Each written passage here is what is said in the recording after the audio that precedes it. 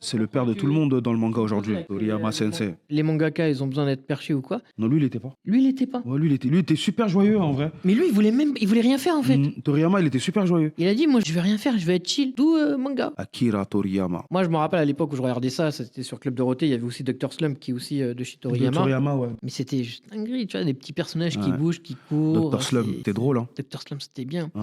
Pour revenir au truc, est-ce qu'il y a besoin d'être psychopathe? Non, t'es un artiste, tu veux que ton œuvre, peu importe tes œuvres, te représentent et soient toujours mieux, donc tu te plonges dans ton art. Tu vois, c'est comme un sculpteur, il va passer des heures et des heures à faire sa sculpture, mais au moins, il en est fier. Je pense que leur art, c'est quelque chose qui demande une dévotion qui est quand même importante. Et ça fait partie aussi du mindset japonais.